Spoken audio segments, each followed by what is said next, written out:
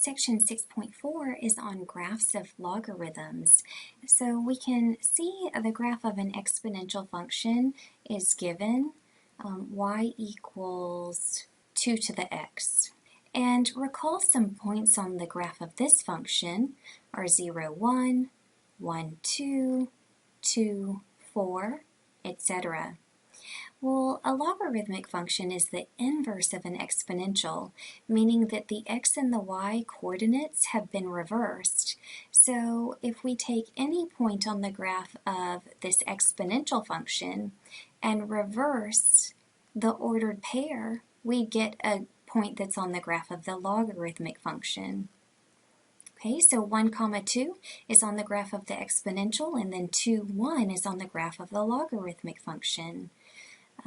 Notice that these graphs are also symmetric with respect to the line y equals x. And so if you draw that line in, you can see that these two, if we folded the graph across the line, the graphs would coincide. Okay, so something else about a logarithmic function versus an exponential. An exponential function has a horizontal asymptote, but a logarithmic function has a vertical asymptote. Okay, in the case of this particular function, the vertical asymptote is at x equals 0. We can also find the domain and range of a logarithmic function. So the domain is going to start very close to 0 and then go to infinity. But this graph, it never quite reaches the y-axis, and so we're going to say it starts just very close to 0 and use parentheses at 0. The range, on the other hand, is all real numbers because this graph spreads down and up. Well, let's take a look at graphing some examples of these logarithmic functions. So the first one, we're going to find the graph of f of x, which is log base 3 of x. And you can imagine what the inverse of this function is, which is y is equal to 3 to the x. Okay, so if you find a couple of points on the graph of this exponential function, we can reverse the ordered pairs and find some points on the graph of the logarithm.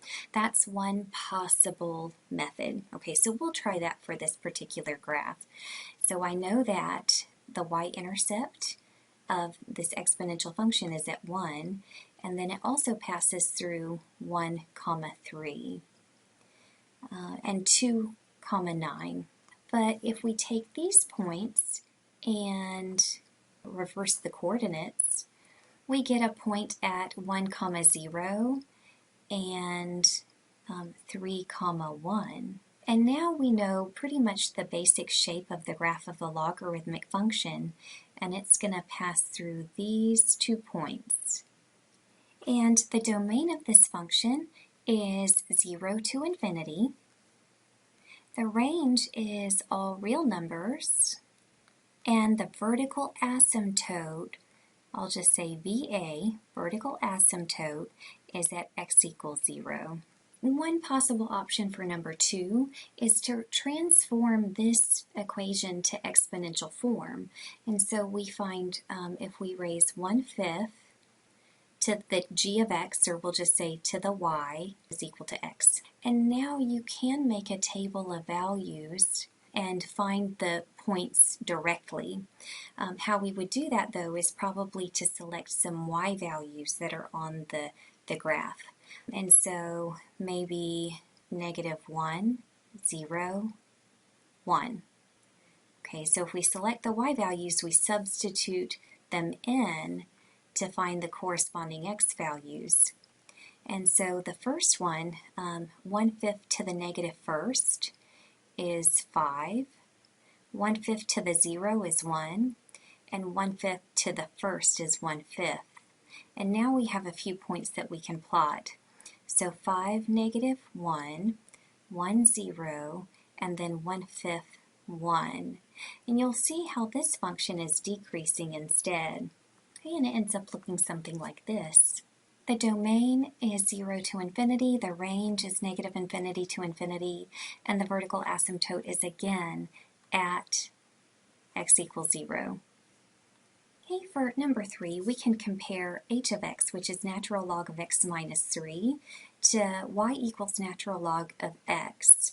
And you can see that there's a translation of the graph 3 spaces to the right. Hey, we can make a quick sketch of the natural logarithmic function by just substituting a couple values of y. So 0, 1, etc., negative 1, 0, 1. Okay, but e to the 0 is equal to 1, and then e to the first is equal to e, and remember that's about 2.718. So we have some points, 1, 0, and 2.718, comma 1 on the graph of this first curve. But we're going to shift this curve over 3 spaces to the right. And in doing so, the vertical asymptote also shifts over.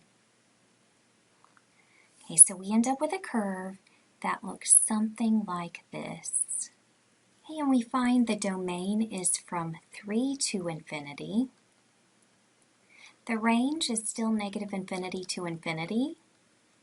And the vertical asymptote is at x equals 3.